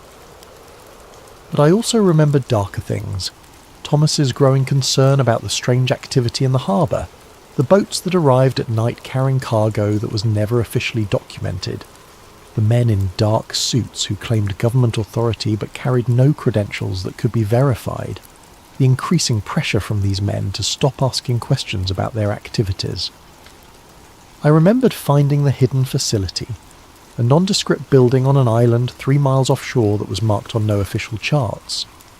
I remembered sneaking onto that island one night and discovering laboratories filled with equipment I couldn't understand, files describing experiments on human consciousness, photographs of people connected to strange machines. And I remembered the confrontation that had led to Thomas Ellery's death. Most disturbing of all, I started experiencing what I can only describe as memory bleeds. Moments when Thomas Ellery's knowledge would suddenly surface in my consciousness as if it had always been there. I would find myself knowing things I had never learned, remembering skills I had never developed. One morning, I woke up with complete knowledge of how to navigate by the stars, able to identify constellations and calculate positions using methods I had never studied. I could tie complex sailing knots without thinking about the process, my hands moving with muscle memory that belonged to someone else. I found myself able to read people's intentions in a way that felt supernatural, picking up on subtle cues and body language patterns that Thomas had learned through years of dealing with smugglers and criminals in his role as harbour master. I could spot lies instantly, could sense when someone was concealing information or harbouring malicious intent. But the most unsettling development was that I began to understand that my research wasn't random.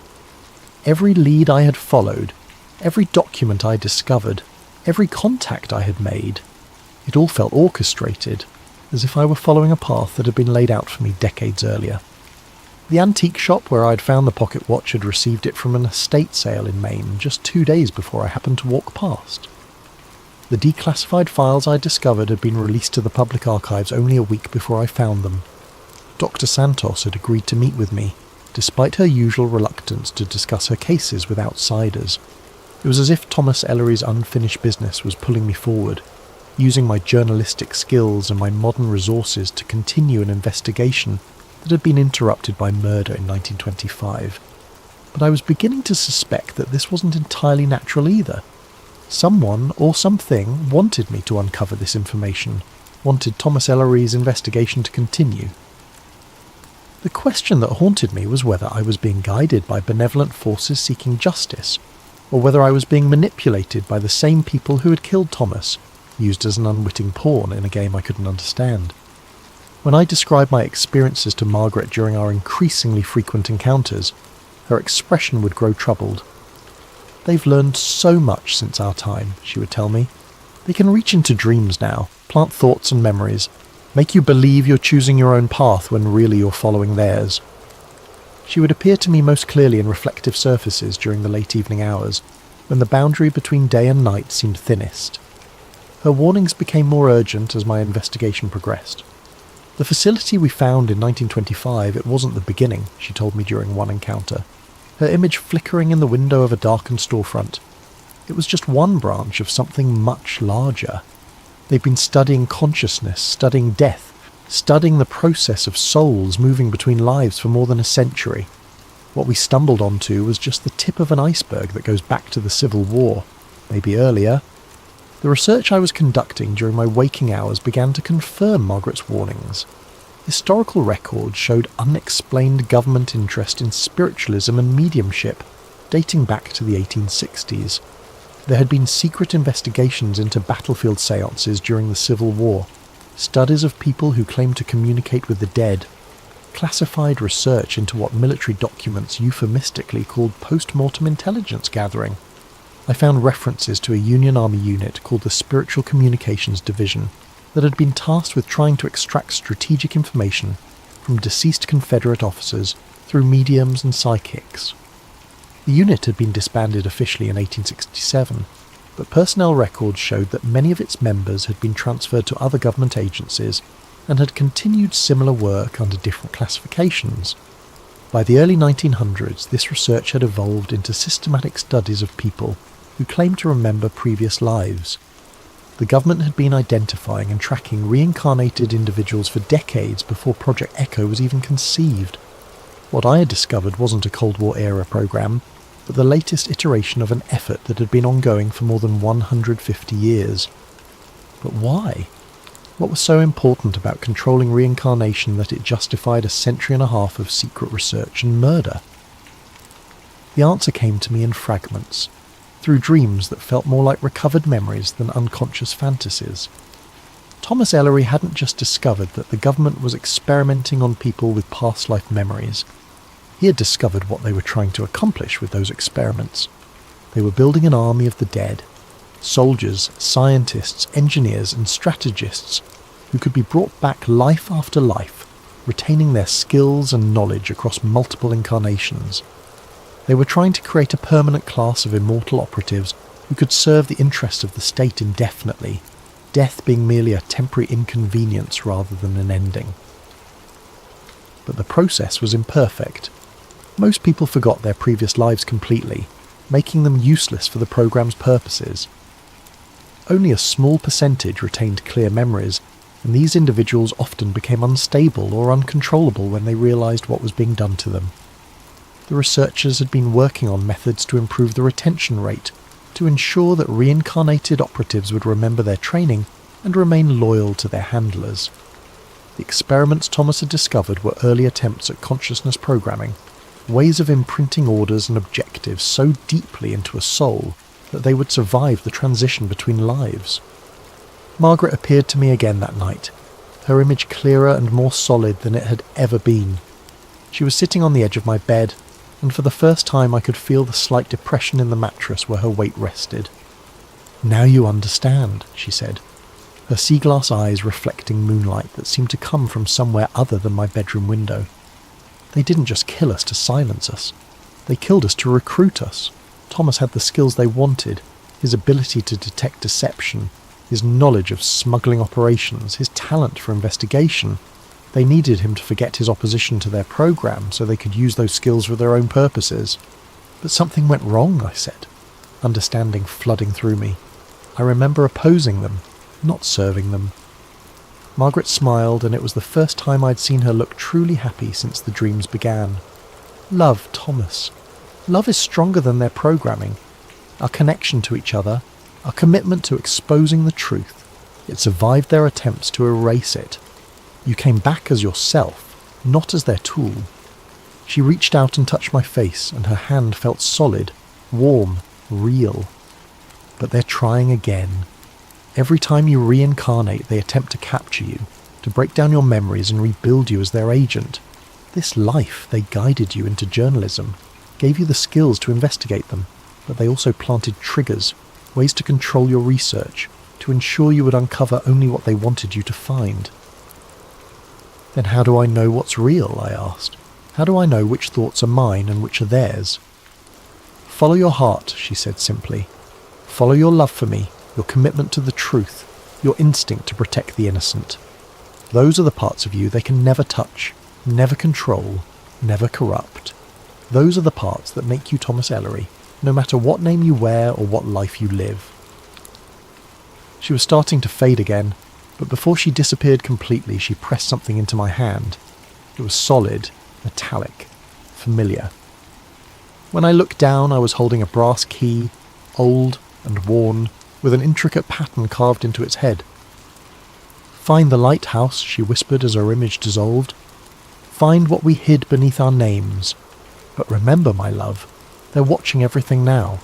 They have technology we never dreamed of, ways of monitoring thoughts and dreams and the spaces between lives. Trust no one completely, not even yourself. The only truth you can rely on is what your heart tells you when you think of me. I was left alone in my bedroom, holding a brass key that shouldn't exist, with the knowledge that my entire investigation might be an elaborate manipulation designed to serve the very forces I thought I was fighting against. The connection between my dreams and Thomas Ellery's disappearance couldn't be coincidence, but as a journalist trained to verify sources and facts, I needed more than just matching details and impossible encounters with ghosts. I needed to understand the science, the mechanism behind what was happening to me. I needed proof that wouldn't dissolve when examined in the clear light of day. That's when I discovered the work of Dr. Elena Vasquez, a researcher whose name had appeared in the margins of the Project Echo documents, but whose published work had been systematically suppressed and discredited by mainstream academia.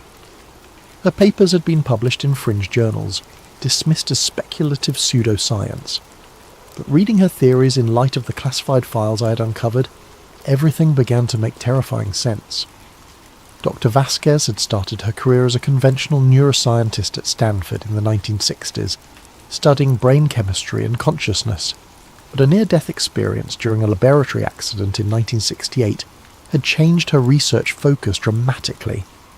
She began investigating cases of people who claimed to remember previous lives, approaching the phenomenon from a quantum physics perspective rather than a psychological one.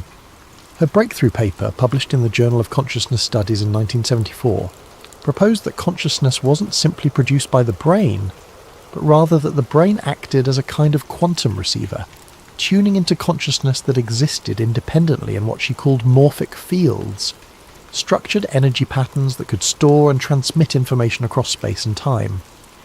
According to Dr. Vasquez's theory, when someone died, their consciousness didn't disappear, but left what she termed an information imprint, both in the physical locations where they had lived and in their genetic lineage.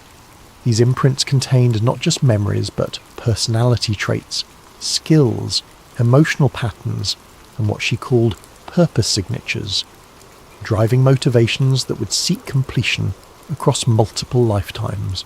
Under normal circumstances, these imprints would fade over time, becoming too weak to influence new incarnations significantly. But Dr. Vasquez believed that strong emotions, particularly those associated with unfinished business, traumatic death, or profound love, could create imprints powerful enough to influence compatible consciousnesses for decades or even centuries. Her most controversial hypothesis concerned what she called intentional reincarnation. She proposed that if the mechanism of consciousness transfer could be understood and controlled, it might be possible to guide specific souls into predetermined genetic lines, essentially recycling individuals with particular skills or knowledge. She even suggested that such a system might occur naturally, with souls gravitating towards circumstances that would allow them to complete interrupted purposes. But her final papers, published between 1975 and 1979, took her research in an even more disturbing direction. She had begun investigating reports of government interest in reincarnation research, tracking a pattern of recruitment and disappearance among researchers in the field. Her last published work suggested that military and intelligence agencies had been studying consciousness transfer since the Civil War, gradually developing methods to identify, track, and potentially control reincarnated individuals. The paper was Dr. Vasquez's last public work. According to academic records, she had taken a position with a private research foundation called the Institute for Advanced Consciousness Studies in 1980 and had ceased all public research activities. The Institute's address was listed as a post office box in Virginia, and no trace of it could be found in corporate databases or academic directories. But buried in the Project ECHO files, I found extensive reference to a Dr. E.V., who had served as chief consultant on consciousness transfer protocols between 1980 and 1985. The dates matched perfectly with Dr. Vasquez's disappearance from academic circles. There were also fragments of research reports that bore her distinctive theoretical framework and terminology. They had recruited her, The CIA had brought Dr. Elena Vasquez into Project Echo to help them understand and control reincarnation itself, and according to the files, her research had been extraordinarily successful. Internal memos described breakthrough discoveries in soul mapping and consciousness trajectory prediction. They had developed methods for identifying individuals with strong reincarnation potential, tracking specific consciousness patterns across multiple lifetimes, and even influencing where and when particular souls would be reborn. But the most chilling discovery was a research protocol labelled Operational Immortality, a systematic program to ensure that valuable intelligence assets would reincarnate with their skills and memories intact. The protocol involved what the documents called deep programming during the dying process, using electromagnetic field manipulation and chemical compounds to imprint specific directives into a person's consciousness before death. According to the theory, if these directives were embedded deeply enough, they would survive the transition between lives and guide the reincarnated individual to seek out their former handlers, report for duty, and continue their previous assignments. Death would become merely a temporary interruption in service rather than an end to usefulness. The implications were staggering. What if reincarnation wasn't random? What if some souls were being deliberately guided back into specific families, specific circumstances, to serve purposes they didn't even understand? What if entire lineages were being used as breeding grounds for reincarnated operatives? I began researching my own family history with new urgency, looking for patterns that might indicate government interest across generations. What I found made my blood run cold. My grandfather, Robert Hart, had been a Navy cryptographer during World War II, who had died in a car accident in 1956 under circumstances that had never been fully explained. His personnel files showed that he had been working on classified communications projects up until his death, and several of his colleagues had reported that he had been acting strangely in the weeks before the accident, claiming that he was being watched and that his work was being used for purposes he couldn't support. My father, David Hart, had shown an uncanny aptitude for mathematics and logic from an early age, despite having no formal training in these areas. He had been recruited by the NSA straight out of college and had worked on cryptanalysis projects for 15 years before leaving government service abruptly in 1985. The same year Project Echo was terminated. He had never spoken about his government work, claiming it was all classified, and he had died of a sudden heart attack in 2010 at the age of 62. And now there was me, Elias Hart, investigative journalist with an inexplicable talent for uncovering government conspiracies, guided by dreams of a previous life to discover a program that had been hidden for decades. The pattern was too clear to be coincidental. We weren't a normal family experiencing random reincarnations. We were a genetic line that had been cultivated and manipulated for at least 3 generations, with each incarnation designed to serve the intelligence community's interests. Robert's cryptographic skills had been preserved and enhanced in David, who had been guided into similar work. David's analytical abilities had been passed to me, along with investigative instincts that had been honed by Thomas Ellery's experiences nearly a century earlier. But something had gone wrong with the programming. Instead of serving my handlers loyally, I was investigating them. Instead of accepting my role as a reincarnated asset, I was exposing their system. Thomas Ellery's love for Margaret, his commitment to truth and justice, had proven stronger than their consciousness programming. The question that haunted me was, how many other families were there? How many people were living lives they thought were their own, following paths that had been laid out for them by handlers they had never seen? How many government operatives, scientists, military officers, and intelligence analysts were actually reincarnated souls who had been serving the same masters across multiple lifetimes? Margaret appeared to me again that night, her image manifesting in the bathroom mirror as I prepared for bed. She looked older somehow, more tired, as if the effort of reaching across the divide between life and death was draining her strength. "You're beginning to understand the scope of it," she said, her voice carrying a note of profound sadness. "They've been doing this for so long, Thomas. Centuries of carefully guided reincarnations, generations of families bred to produce the souls they need. we discovered just one small piece of a machine that spans continents and lifetimes. How do we stop it? I asked. How do we break a system that controls death itself? Margaret's reflection smiled, but it was a sad, knowing expression. We can't stop it, my love. It's too big, too entrenched, too protected by powers that transcend any single government or organisation. But we can expose it. We can make people aware that their lives might not be their own, that their choices might not be freely made. Knowledge is the only weapon we have, she continued. If enough people understand what's being done to them, if enough souls remember their true purposes instead of their programmed ones, the system might begin to break down from within. She pressed her hand against the mirror and I placed mine against it from my side. For a moment I could swear I felt her warmth. But be careful, Thomas. They know you've remembered. They know you've broken free of their programming. They'll try to recapture you, to reset your memories and start the process over again. And if they can't control you... She trailed off, her image beginning to flicker. If they can't control me, what? Then they'll do what they did before, she whispered as her reflection faded. They'll kill you and wait for you to come back, hoping the next incarnation will be more compliant. I was left alone with the reflection of my own face in the mirror. But for just a moment I could have sworn I saw Thomas Ellery looking back at me. A man from another time, another life, bound to me by purpose and love and a truth that had survived nearly a century of attempts to bury it. The brass key Margaret had given me was real, solid, undeniably physical. Whatever was happening to me transcended the normal boundaries between the living and the dead, between memory and reality, between one lifetime and the next. And that meant the lighthouse in Maine, the place where Thomas and Margaret had hidden their evidence, might contain more than just historical artefacts.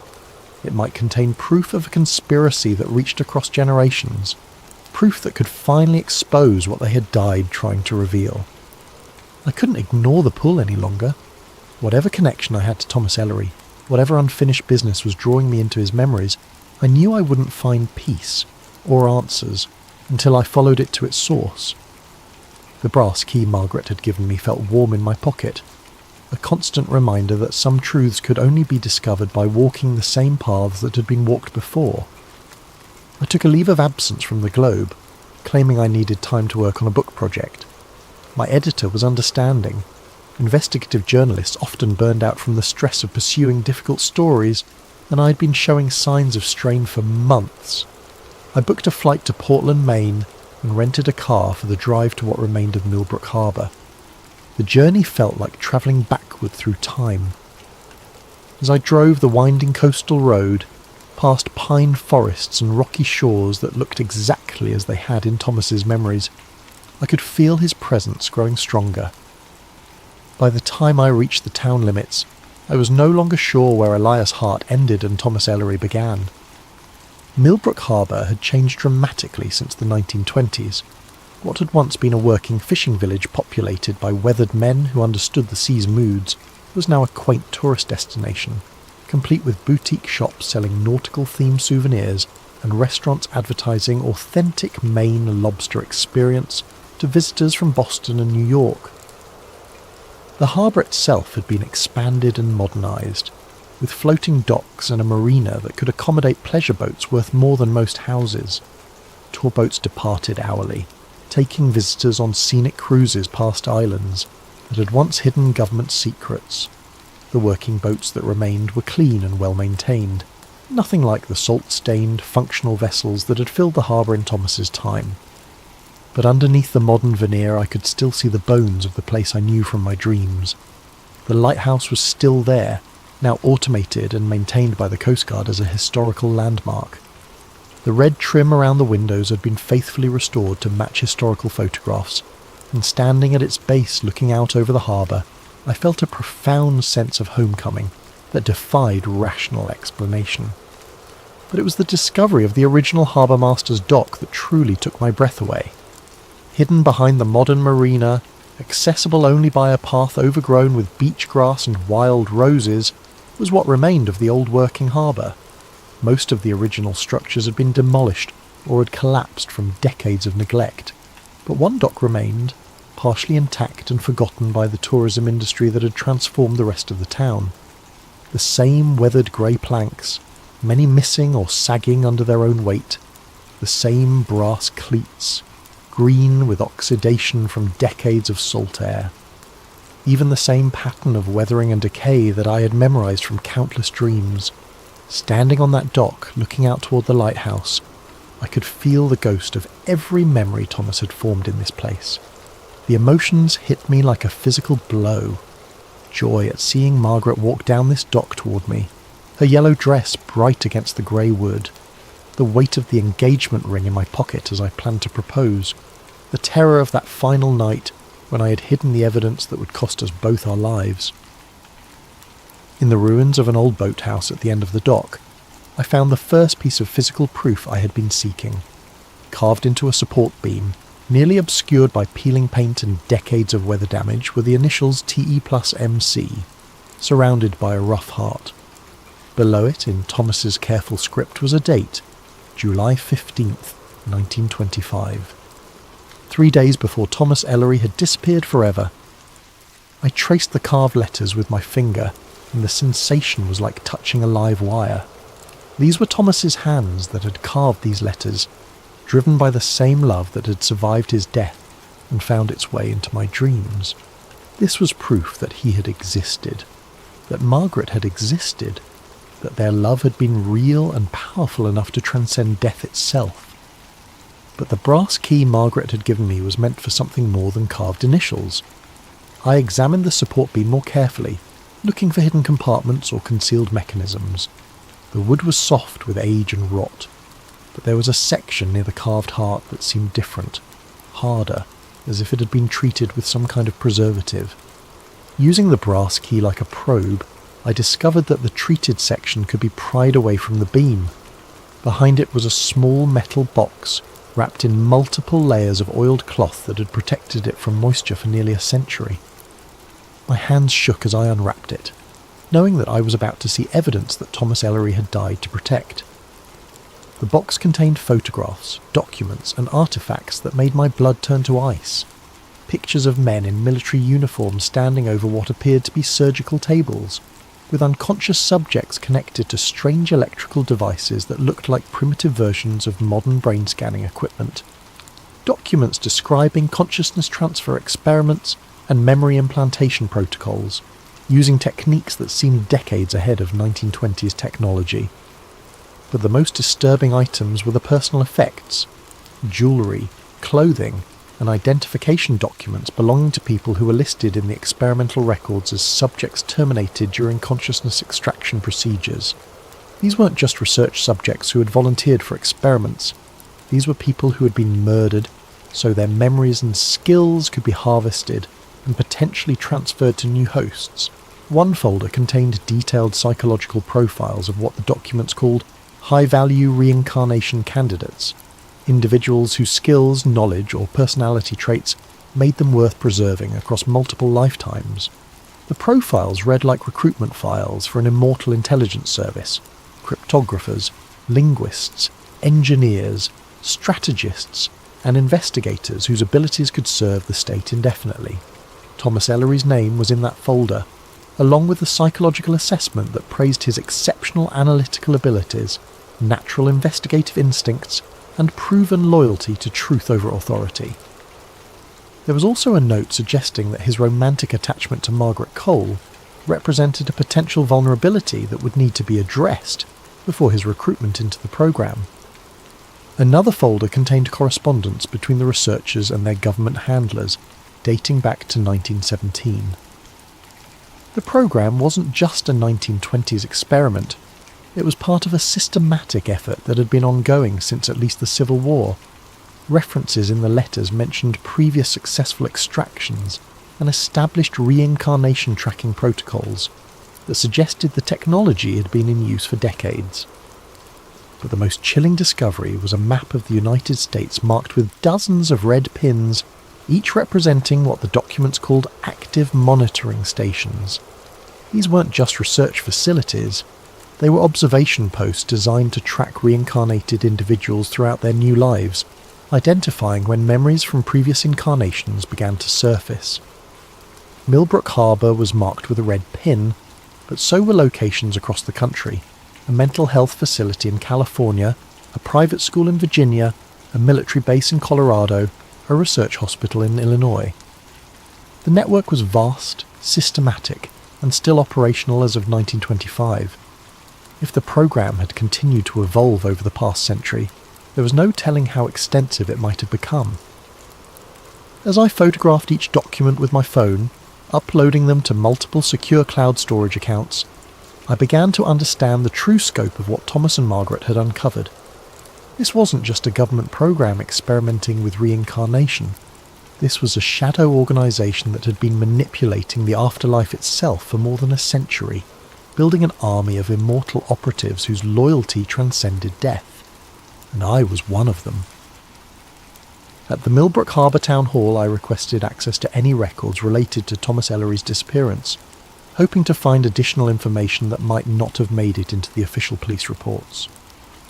The clerk, an elderly woman named Mrs. Patterson, who had lived in the town her entire life, was initially hesitant to discuss the case. "That's old business," she said, studying me with sharp blue eyes. "Nobody talks much about that summer anymore. Bad things happened, and folks prefer to let sleeping dogs lie."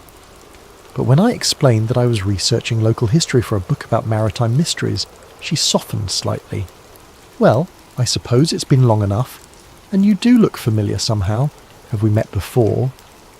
She brought out a box of materials that hadn't been digitised, records that existed only in the town's physical archives.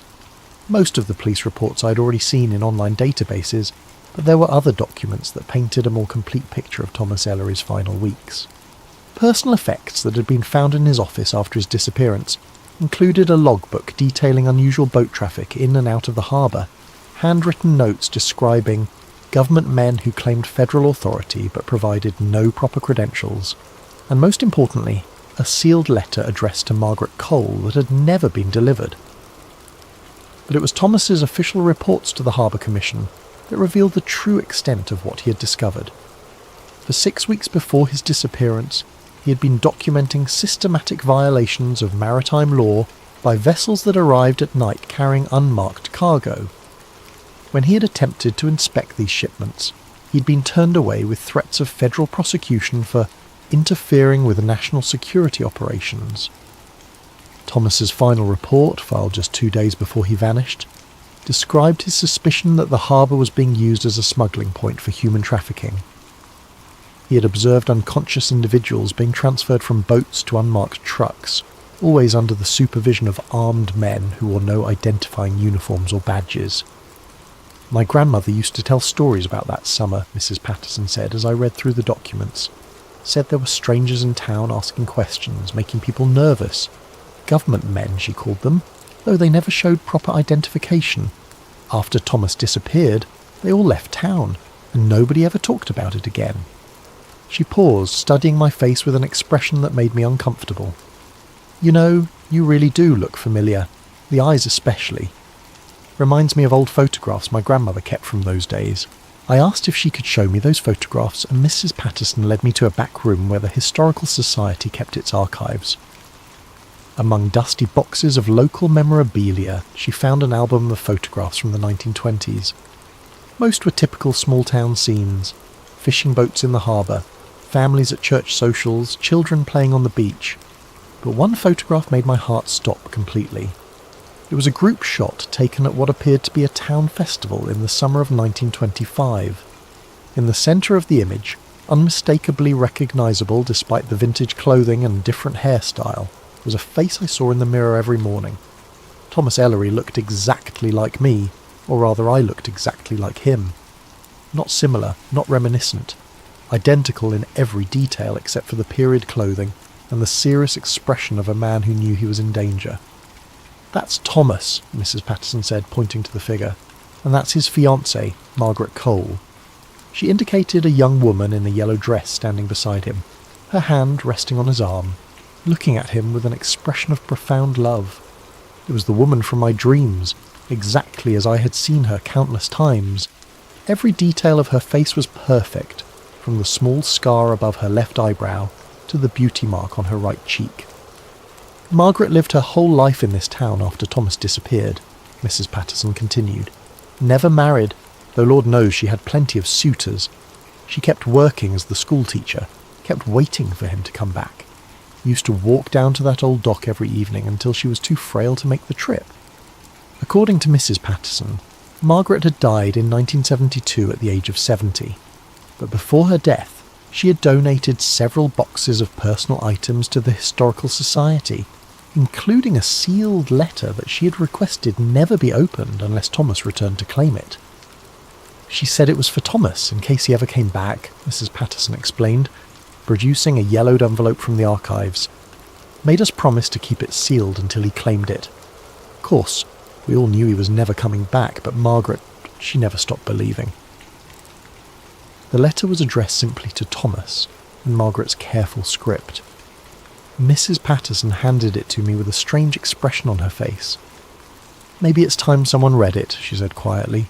"You've got his eyes, you know. Exactly his eyes." With trembling hands, I opened the envelope that had waited nearly 50 years for the right person to claim it. Inside, on paper yellowed with age, was a message that confirmed everything I had begun to suspect. "My dearest Thomas, they told me you were gone, that you drowned in the harbour you knew better than anyone who ever lived. But I've seen you in my dreams, walking those docks, still waiting for me to join you.